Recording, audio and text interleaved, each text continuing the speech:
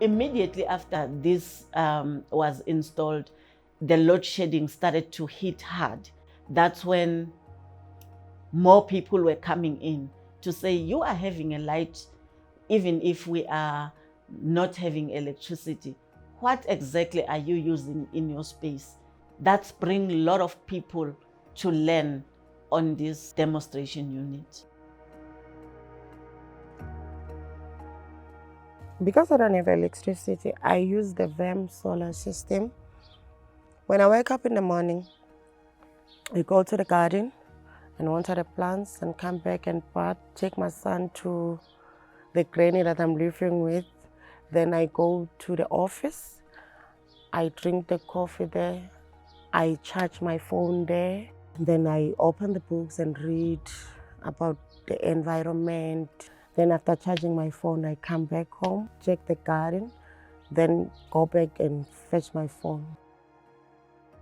This project represents quite a groundbreaking movement in looking at living examples of a just transition, and also for the inclusivity of communities in engaging with government to be able to advocate for renewable energy that is socially owned.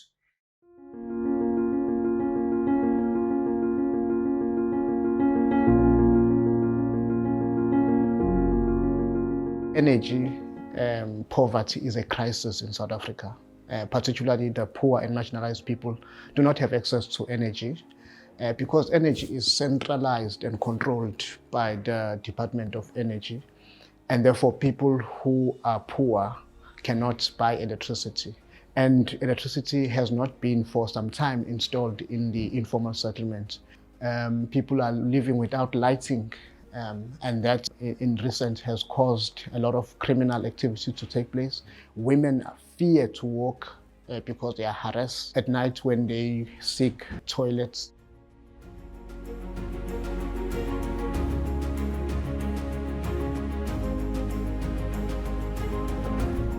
Our electricity is very high. I live here with my daughter and we're paying over 1,500 rand a month, just the two of us. So when there's load shedding, so we go to city office if we need to charge our phones, and also if we need to warm our food up. The office is always open to us as a community. We believe that if you can't provide energy for people, we know that there is an alternative energy that can be put up practically overnight. Government, with all the money and all the resources we have, can put up local solar energy centers in every poor community in Durban, and it won't cost much. It is a bit difficult to survive without lights, without our cell phones. Through the organization, that's how we've managed to get this solar panel property, of which is also collectively secured by the community and also communally maintained by the people who are staying in the commune. Yeah, one of the project basically focused on people having that touch and feel experience of what PV is like. The Energy Democracy Project has a strong focus on movement building. So we look at uniting our community partners and engaging with our communities around the concepts of energy democracy and energy sovereignty. It also focuses on building capacity at a very grassroots level around renewable energy and the different concepts at play. Often we find that communities are left out of policy dialogues, and the engagement around energy choices and the energy system in South Africa itself is actually completely alienated from the people who they supply energy to. We were raising this awareness around climate change and the impacts that are coming with climate change. And people were vocal to say there are so many ways that we can have solar. Communities have been advocating for a just transition. That means, the move away from fossil fuel energy to renewable energy, but addressing the justice aspect as well. which means that we need to address inequalities from the past. And we find that a lot of communities that are living right alongside coal-fired power stations do not have access to electricity. So they suffer a lot of energy poverty as well as the air pollution from the coal mines. To talk about my sister's son, he grew up with asthma. He was diagnosed, He was diagnosed with asthma when he was 2 months. So he had to use the pumps. They called us at around 11. And when we got there, they showed us his body and he was already gone. Well, just transitions means clean air for us, no pollution. Because over the years, ever since I've been in Wainsworth has been polluted. Our government is failing us. It's been years I've been staying here, but it's still the same. We still don't have electricity, we still don't have water. We still live in the shacks. They've promised us RDP houses, those who can build their own houses. There is nothing that is changing. What's really critical is that people lead the process of energy democracy. It's energy that is accessible to people regardless of their socio-economic status, regardless where they come from. I think that's the way of energy democracy, because that one, it's a natural thing. There is no one who will say, I own the air.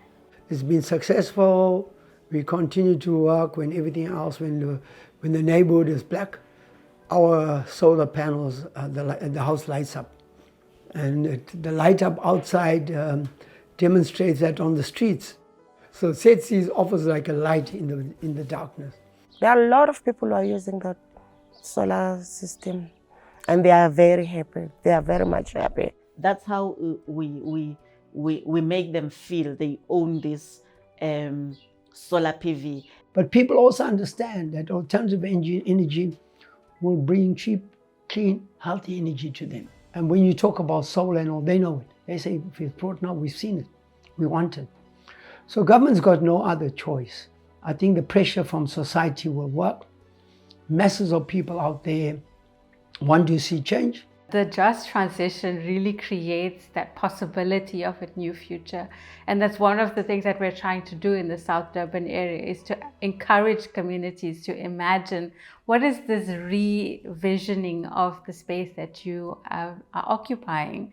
You know, before the industries came, before the pollution was in everyone's lungs and homes, there's now the potential to imagine jobs in clean fields. There's the potential for reskilling of young people in jobs that actually serve and protect their communities and enhance their way of life rather than destroy that. Community-owned renewable energy will be good for me. So you educate me, I educate someone else on it, and so on. We help one another. That we leave no one behind, we all move together. The dream is to have the solars connected to every house that is in the commune. It's huge. The dream is the dream is really for every community in South Africa to have access to clean energy. I mean, it's about forcing those dialogues and pushing those narratives forward, where people who live in a middle income area or in a commercial entity should not be the only ones who get to engage on renewable energy. It should be all of South Africa that is now pushing forward and taking forward these ideas around clean, renewable energy that is so available, so accessible compared to the energy of the past. We need community-led projects that speaks to different communities on their needs. That's what is needed.